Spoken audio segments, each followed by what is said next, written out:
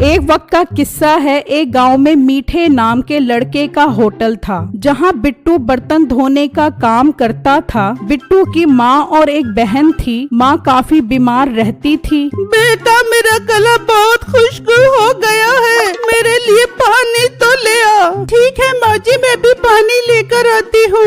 वो पानी लेने जाती है, तभी बिट्टू घर आ जाता है। माँ जी, कैसी तबीयत है आपकी? बेटा, तबीयत कहाँ ठीक होनी मेरी, तेरी बहन की शादी की टेंशन मेरी जान ले लेगी। माँ जी, ऐसी बातें मत करें। मैं मीठे भाई से कुछ पैसे उधार मांगता हूँ, जिससे आपका इलाज करवाऊंगा। बाकी बहन की शादी के पैसों का भी बंदोबस्त हो जाएगा। अल्लाह पर भरोसा रखो आप। फिर अगला दिन होता है और बिट्टू होटल पर आता है। ओ मोटे, टाइम देखा है तूने? इतनी देर लगा दी आज होटल पर आने में। मीठे भाई, मेरी माँ की तबीयत खराब थी, इसलिए देर हो गई। ठीक है, कल से देर न हो। चल मेरा पुत्र, अब काम पर लग जा। वो मीठे भाई, मुझे कुछ पैसे उधार चाहिए थे, माँ जी का इलाज करवाना था।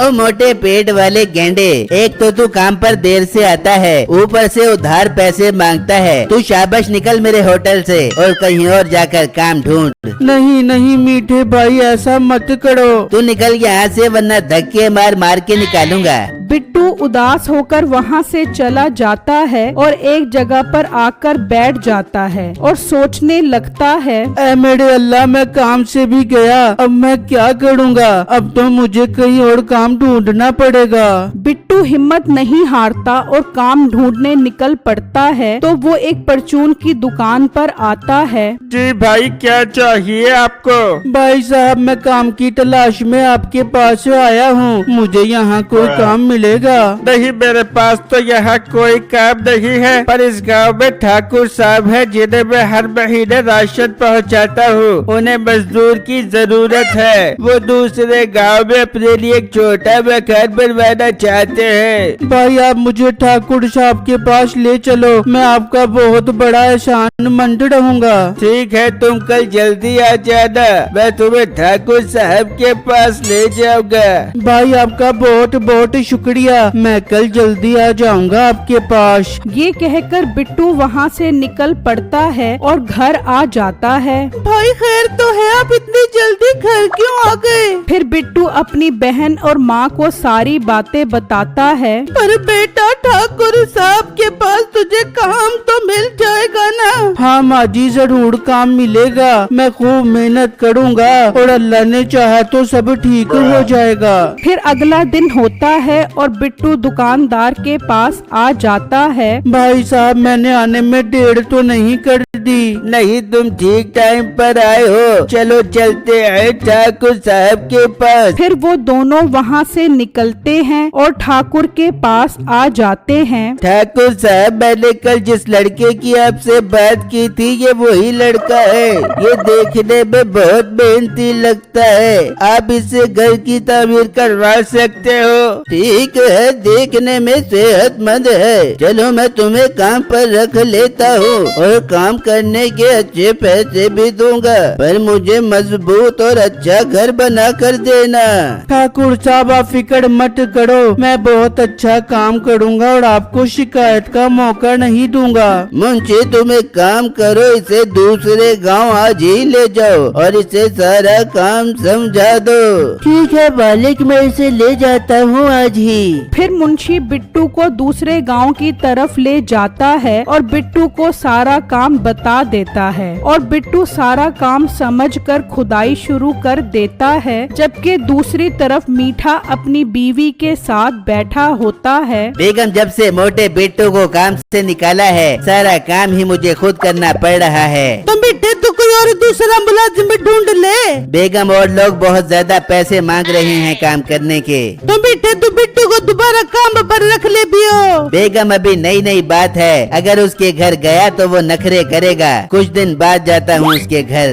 फिर शाम हो जाती है और बिट्टू अभी तक खुदाई कर रहा होता है। हाय, मैं बहुत थक गया हूँ, थोड़ी देर आराम कर लेता हूँ। फिर बिट्टू वहाँ से जाता है और आराम करने लग जाता है। इस तरह कुछ देर गुजर जाती है तो बिट्टू की आंख खुलती है और वो दोबारा खुदाई शुरू कर देता है। तो उसकी कुल्हाड़ी किसी चीज से टकराती है। जब वो देखता है तो एक बड़ा सा बक्सा होता है। बिट्टू उस बक्से को खोलता है तो उसमें एक तलवार होती है। ये तलवार इस बक्से में क्या कर रही है? मैं इसको ठाकुर साहब के पास ले जाता हूँ क्योंकि ये उनकी जमीन से निकली है। बिट्टू जैसे ही तलवार उठाता है तो अचानक गायब हो जाता है और वो इधर उधर देखता है तो वो एक खतरनाक जंगल में होता है। बिट्टू परेशानी में जंगल पार करने की कोशिश कर रहा होता है तो अचानक उसके सामने एक बूढ़ी औरत आ जाती है। बिट्टू उसे देखकर डर जाता है। लड़के तुम यहाँ कैसे आए हो और ये जादुई तलवार तुम्हारे पास कैसे आई है? बिट्टू उसे सारी बातें बताता है तो वो औरत कहती है, लड़के तुम इस जंगल से तब ही निकल पाओगे जब तुम मेरे सवाल का जवाब दोगे, और हाँ अगर गलत जवाब दिया तो तुम हमेशा जंगल में फंसे रहोगे। अम्मा जी मैं देता हूँ आपके सवाल का जवाब, बस मुझे घर जाने दो। ठीक है मुझे ये बताओ, अगर एक तरफ दरिया और दूसरी तरफ समंदर तो तुम किस में डूबना पसंद करोगे?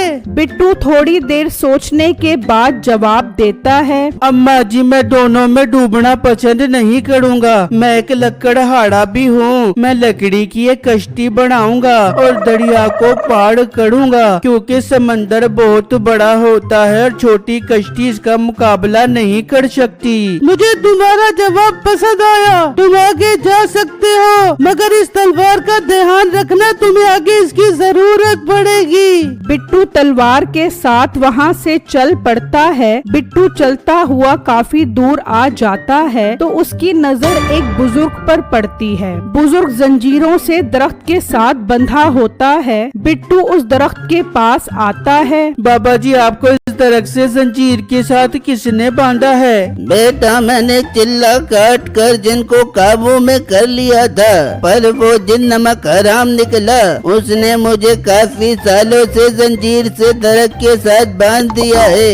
बेटा तुम मुझे जंजीर से आजाद करवाओ ताकि मैं उस जिन से बदला ले सकूं। पर बाबा जी मैं जंजीर को कैसे खोलूं? ये बहुत मजबूत है। बेटा तुम्हारे पास जो तलवार है वो कोई आम तलवार नहीं है, ये जादुई तलवार है। इसे जंजीर पर मारो तो जंजीर टूट जाएगी।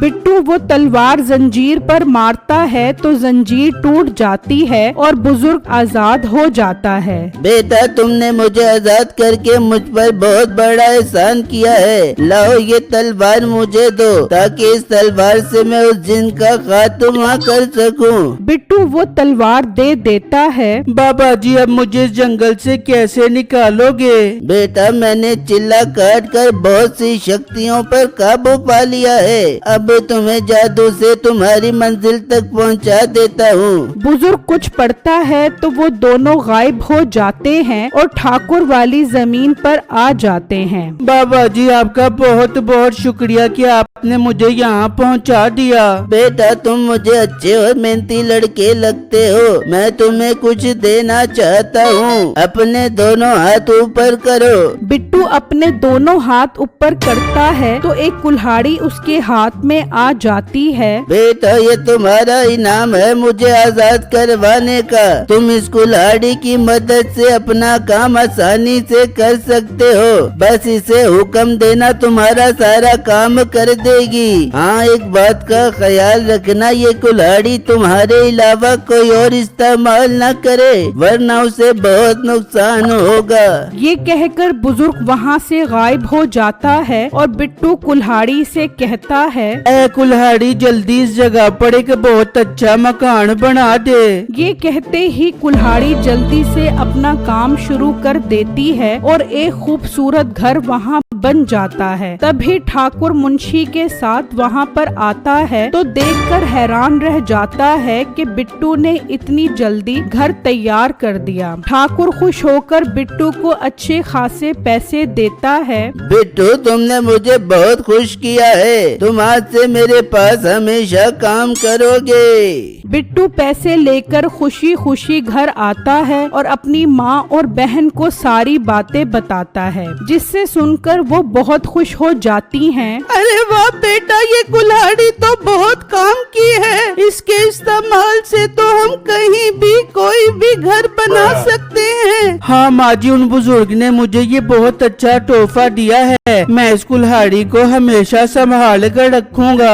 हाँ बेटा, जाओ और इस कुल्हाड़ी को कमरे में रख दे। मीठा खड़ा ये सारी बातें सुन रहा होता है। अरे वाह, लेने तो मैं मोटे बिट्टू को आया था, मगर मेरे हाथ क्या कमाल की चीज लग गई है। इस कुल्हाड़ी को तो मैं हासिल करके ही रहूंगा। मीठा वहाँ से चला जाता है और आकर अपनी बीवी को बताता है। अरे बेटे, तो सोच क्या रहे, जा जा के वो कुल्हाड़ी लेकर आ जा।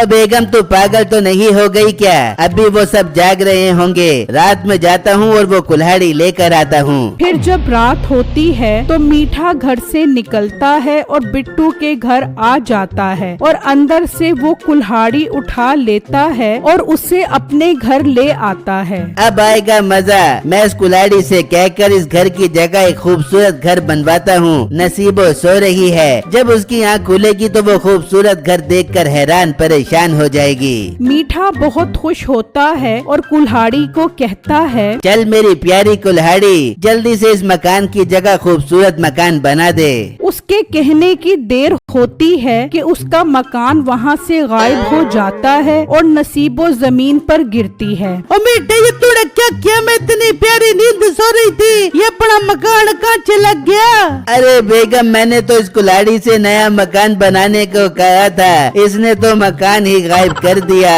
मीठे, इससे पहले कि हम गायब हो जावे, ये कुल्हाड़ी वापस रख के आ जा। मीठा फौरन जाता है और वो कुल्हाड़ी वापस रख देता है और अगले दिन के साथ मीठा अपनी दुकान पर बर्तन धोने लग जाता है और उसको अपने किए की अच्छी सजा मिल जाती है।